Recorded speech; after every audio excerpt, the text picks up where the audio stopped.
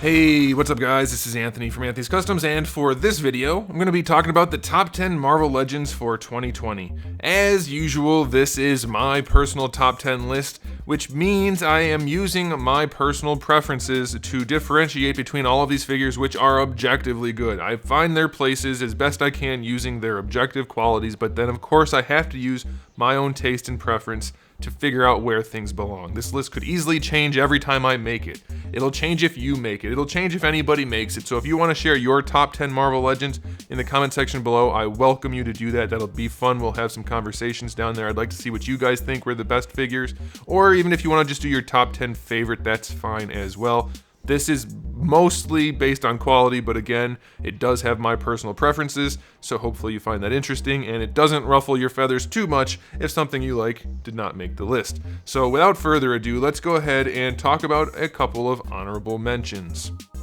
The first honorable mention is this version of Storm, which comes in a 2-pack with Thunderbird. Now, Storm here is an excellent release. She may not be perfectly accurate to the source material, but as far as the figure itself goes, they did a really great job with the new sculpted parts. The paint on it's really nice. The articulation works well enough.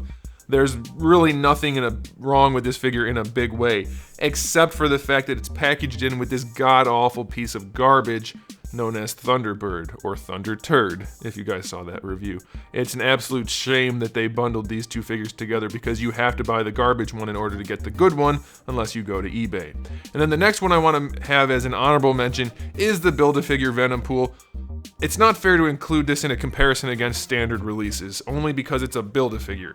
But this thing is absolutely incredible. It's definitely one of the best things Hasbro has put out. As far as Marvel stuff goes, it may be the best Build-A-Figure. I mean, obviously there's no way to really compare this against something like Foom, but it is an awesome, awesome, awesome release, and I do think if you're going to collect Marvel Legends in any capacity, you should add this one to your collection one way or another. So that's why it's on the list, but it's not really fair as a direct comparison, so I can't make it a numbered spot. All right, let's go ahead and get into it with number 10. Coming in at number 10, we have the retro carded Deadpool, which is on the super awesome fancy card, as you can see my hand moving around in the original video talking about the card. So yeah, it's a great release on or off the card, but on the card in particular, I want to be clear, this thing really, really shines. And hopefully you guys know what I'm talking about. If you do, let me know in the comment section below. Do you also get that if you saw the 90s figure? I didn't even own the 90s figure, but I always saw it on the shelf or on the pegs at Toys R Us and KB Toys. And this took me right back there, so definitely had to put this guy on the list. The figure's nothing exceptional, but it's still really awesome with the card. Coming in at number 9, we have another one which is also kinda not fair. Like, Hasbro was a weird thing this year. This is the non-Build-A-Figure version of Monster Venom, which means it kind of is still a Build-A-Figure, but it was released in a package. So, it's awesome. You should buy it, no doubt. That's why it's on the list, but it's at the bottom of the list, or the top, depending on how you figure it, because it's cheating. Hasbro's cheating. They're ruining my plans for making these lists by releasing Build-A-Figures as standalone figures. Now I have to include them. That was their plan. That was their plan all along. Now their Build-A-Figures are making it onto my list. They've outsmarted me this time. Well, anyway, it's a really, really good figure, and I think most people probably already own it if you're watching this. But if you don't, you probably should get it. And you should be able to get it much easier than the Build-A-Figure, so there you go. There's not too much I would change about this other than the toes on the feet, because I never want toes, ever. But it's a really, really good Venom. The best Venom, because there's no good regular Venom. Still, what the heck. Alright, coming in at number 8, this is also not fair, not because it's a Build-A-Figure repainted, but because it's one of their primo, bigger, high-ticket releases. Which, I guess is fine. It's on the list. It's the best Hulk they've made. All of the Hulks have been decent enough. They've all had the same body, so the sculpt is all the same, but this one has a little bit of extra paint on it, and it just looks really, really good. I would say I still think the head doesn't have enough of the Red Hulk look to it. It looks like a green Hulk with red skin. If you know what I'm talking about, you know what I'm talking about. If you don't, then don't worry about it. It's not a big deal. I think his hair could be spikier and his face could be a little more angular and aggressive looking. But it's still the best Hulk release, and it looks really great on a shelf in that bright, saturated red. Coming in at number 7, I'm gonna piss a lot of people off right here with not having this higher on the list.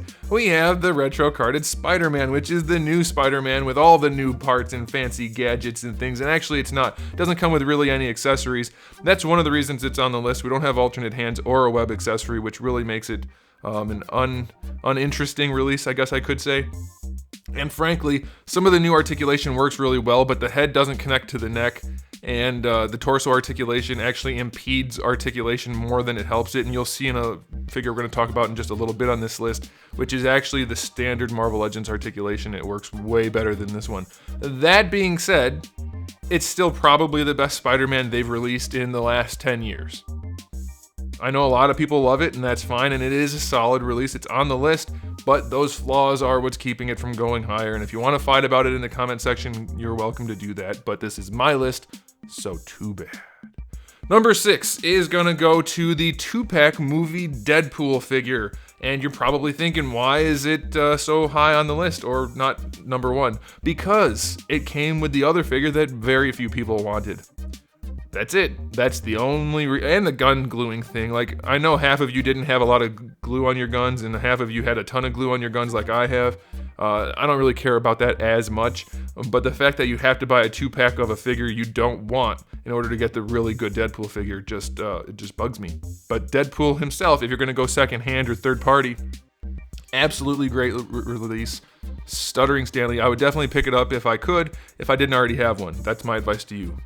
Coming in at number 5, we have War Machine. Again, one of my personal favorites, but I couldn't put him higher on the list for 2 reasons. One is that they used the marbly plastic for most of the silver rather than the silver paint to match the faceplate, which, oh my goodness, if they had painted the whole body, all the silver parts with the faceplate silver, it would have looked so nice. It would have had such a nice aesthetic with the silver paint, but they didn't do that, so it's not higher on the list. And also, the flight stand, yeah, even when you interlock the things, the feet don't get close enough together, so it looks weird. And I found you could get the feet closer together if you don't interlock it, but anyway, the effect parts just for his feet just don't work as well as they should. But it's an absolutely great release otherwise. As you can see, don't use the flight stand. He looks excellent on his own. Just ignore that blast off effect and you'll be aces. It's an absolutely great figure. I want to be clear, I talk about the bad things in these videos so that you have something to compare against other figures. If I just said everything had good paint, good sculpt, it's a good release, it's on the top 10 list, I wouldn't be giving you any information. We have to talk about the bad with the good so that the good actually makes sense. And this is one of their best releases, but those flaws keep it from being higher on the list. Alrighty, coming in at number 4, we have Carnage. This figure makes the list. I don't personally care about this one too much, but the amount of sculpt work on here, which is the entire body, and the amount of paint work on it, which is the entire body, well, not the red, but the black, is so well executed. It's so well done that I had to put it on here.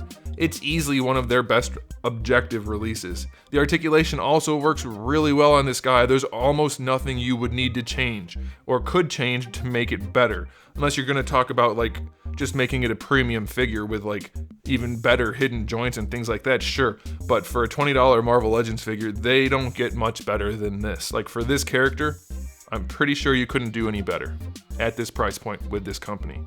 It's just about perfect.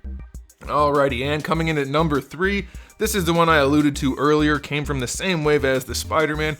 This is the black and red, silver and colorful armor Daredevil, which is not his name, but that's what I call him.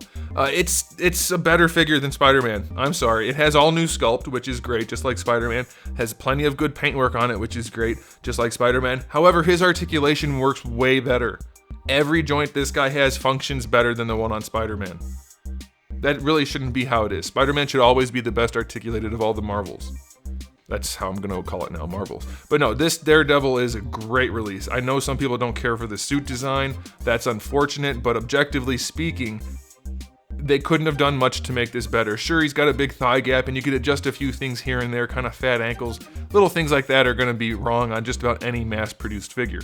And a lot of it is, I was going to say it's artistic interpretation, but he's got a big thigh gap no matter how you look at it. Anyway, really clean paint, almost all new sculpt, clean sculpt, accessories, plenty of accessories, great articulation. There's not much more you could have asked for this guy other than to close that thigh gap. Coming in at number 2, we have the tank top version of Wolverine, or Logan. And I don't normally include movie figures on this list, but I had to. Hasbro did some really good stuff this year. I mean, we already talked about Deadpool. He turned out great. This Logan turned out great. The texture on the pants, the paintwork throughout, the sculpt, the proportioning, the head sculpt, the paintwork for the head, the claws. It's like I said in the review for this guy, and again, you guys can all check out the reviews for all of these figures on the channel so you can see what's actually good in detail. But this is one of those ones where I don't think they could have done much better other than to afford some better range or maybe apply some washes or things like that, but really, really excellent release. Which leads me to number 1, which is kind of not fair, but I did it anyway. It's the jacketed version of Logan. And yes, this guy does have some more issues with the articulation, and he does kind of have poop smears, kind of not, but all of the detail crammed into that jacket and into his shirt under the jacket, and the longer hair head, it's just the bee's knees. It is the best Marvel Legend of the year by far as I'm concerned. It has more paint than anything else. It has more sculpt work than anything else. It does articulate well enough, and it has an excellent likeness to Hugh Jackman. I don't think there's a Marvel Legends figure that came out this year. I mean, obviously, that's why it's here. But I don't think there's one that came out that's even close to this level of good this year. So that's why it's there. Alright guys, that's it for my top 10 for Marvel Legends. Let me know in the comment section which ones you agreed with, which ones you disagreed with, and what your top 10 list would look like. And you can make that either personal preference or quality, whatever you want to do. We'll talk about it down there. And I guess that's it. So thanks for watching, guys. If you enjoyed the video, please do give it a thumbs up. If you didn't, give it a thumbs down. And if you haven't subscribed, you might want to. I have new videos almost every single day and thousands already on the channel. So make sure you come back for all of that. And in the meantime, keep collecting.